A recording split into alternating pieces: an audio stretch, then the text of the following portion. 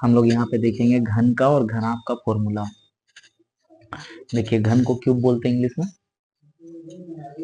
घन का प्रत्येक तल जो होता है ना, तो ये जो जितना भी दिख रहा है आपको, इसको तल बोलते हैं, सरफेस बोलते हैं इंग्लिश में। ये वाला जो तल होता है वर्गाकार होता है, वर्ग के आकार का होता है। वही हम यहाँ लिख दिए हैं, घन का आधार जो होता है ना वो वर्ग होता है। घन के सतह, घन का जो सतह होता है ना सरफेस, वो टोटल 6 होता है। और जो शीर्ष से बिंदु होता है वो 8 होता है। ये कोने वाला 1 2 3 4 5 6 7 8, 4 आगे 4 पीछे, टोटल 8। उसके बाद घन का जो किनारों की संख्या होती है वो 12 होती है। 1 2 3 4, ऐसे ही 4 पीछे और 4 ये कोने कोने पर, टोटल 12 होता है। घन का आप उदाहरण देख सकते हैं डेली लाइफ में जो यूज करते हैं, लूडो खेलते हैं ना, लूडो का पासा। फिर घन के आधार का क्षेत्रफल भी आपको पता होना चाहिए कि वर्ग का क्षेत्रफल जो होता है ना वही होता है। वर्ग का क्षेत्रफल बराबर, यहाँ ए जो ले रहे हैं, ई ले रहे हैं वर्ग, यहाँ ए जो है ना भुजा की लंबाई है। ये जो भुजा है, ये जो भुजा है इसी की लंबाई, ये सारी भुजा इसमें बराबर होती है, इसलिए एक ठोक अगर ए माने तो सब ए हो जाएगा। इसीलिए वर्ग का क्षेत्रफल बराबर ए का स्क्वायर वर्ग इकाई। वर्ग का विकर्ण होता है √2 इंटू ए इकाई। अब घन में आ जाते हैं, जो अपना चैप्टर है। घन का आयतन का फॉर्मूला होता है ए का क्यूब घन इकाई। और घन के पार्श्व तल का क्षेत्रफल होता है 4a का स्क्वायर। इसमें पार्श्व तल 4 होता है, ठीक है, इसीलिए पार्श्व तल का फॉर्मूला हो जाएगा 4a का स्क्वायर, ठीक है, वर्ग इकाई। और घन के समग्र तल का क्षेत्रफल मतलब संपूर्ण तल, टोटल सरफेस एरिया जो घन का होता है वो होता है 6a का स्क्वायर वर्ग इकाई।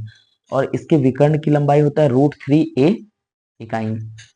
यहाँ पे a घन की भुजा की लंबाई है।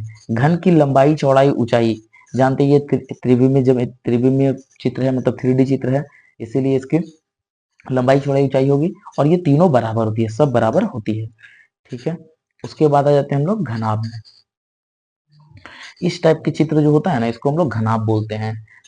घनाभ या आयतकार घन बोलते हैं। इसमें ये लंबाई होता है, यहाँ से यहाँ तक जो ये अपना लंबाई है, ये जो यहाँ से ये ऊंचाई है और ये चौड़ाई है अपना, ठीक है, जिसमें हम लोग मान लेते हैं लंबाई को L, चौड़ाई को B और ऊंचाई को H मान लेते हैं। इसका जो आधार होता है ना एक आयत होता है, इसका आधार जो होता है एक आयत होता है। और आयत की परिसीमा 2 गुना लंबाई प्लस चौड़ाई मतलब 2 इंटू L प्लस B इकाई। और इसका क्षेत्रफल लंबाई गुना चौड़ाई L इंटू B इकाई। उदाहरण के लिए आप लोग नोटबुक देख सकते हैं, अपना कॉपी हल्का सा मोटा रहता है वो उसका ऊंचाई हो जाता है, और लंबाई चौड़ाई तो आप लोग जानते ही हैं। बर्फ की सिल्ली इसका सबसे अच्छा उदाहरण है, देख सकते हैं आप बर्फ की सिल्ली अगर देखिएगा, बड़ा बड़ा बर्फ का सिल्ली, वो सब एकदम इसका अच्छा उदाहरण है। घनाभ का, अब घनाभ में भी क्षेत्रफल होगा। घनाभ में भी 2 क्षेत्रफल, एक पार्श्व तल का एक समग्र तल का। पार्श्व तल का क्षेत्रफल 2 गुना लंबाई प्लस चौड़ाई गुना ऊंचाई वर्ग इकाई। और घनाभ का संपूर्ण तल का क्षेत्रफल होता है 2 गुना लंबाई इंटू चौड़ाई प्लस चौड़ाई इंटू ऊंचाई प्लस ऊंचाई इंटू लंबाई वर्ग इकाई।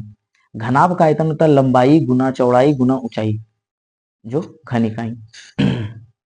घनाभ का जो विकर्ण होता है तो रूट अंडर लंबाई का स्क्वायर प्लस चौड़ाई का स्क्वायर प्लस ऊंचाई का स्क्वायर होता है, ठीक है। ये संबंध है। घनाभ का 2 तल होता है, आमने सामने का दोनों बराबर हो, इसलिए A1 A2, A से एरिया क्षेत्रफल और B से वॉल्यूम आयतन, ये इसका संबंध है आयतन और इसका क्षेत्रफल में। साथ में घनाभ का विकर्ण एवं कुल पृष्ठ का क्षेत्रफल में भी संबंध है। घनाभ का विकर्ण और कुल पृष्ठ का क्षेत्रफल में भी एक संबंध है कि ये जो होता है लंबाई, ये तो L से लंबाई, B से चौड़ाई और ऊंचाई है। ये फॉर्मूला भी आप लोग पढ़े होंगे बीजगणित में क्लास 8 में 8 में, उसी टाइप का फॉर्मूला। देखिए अगर हम लोग इसके तीनों जो लंबाई चौड़ाई और ऊंचाई उसको जोड़कर उसका स्क्वायर करते तो ये फॉर्मूला बैठा सकते, ये इसका संबंध है।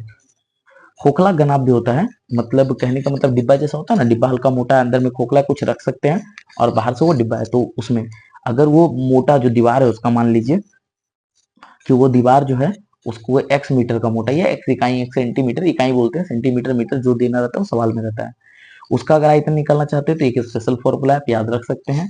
और किसी भी कमरे में रखी जा सकने वाली सबसे लंबी छड़ी या डंडा बोल देता है कि इस कमरे में सबसे लंबा डंडा कौन सा रख सकते हैं जिसकी लंबाई चौड़ाई ऊंचाई इतनी है, तो हम लोग विकर्ण का फॉर्मूला बैठा देंगे तो वो सब निकल जाएगा। यही अपना होता है यही होता है अपना घनाभ और घन।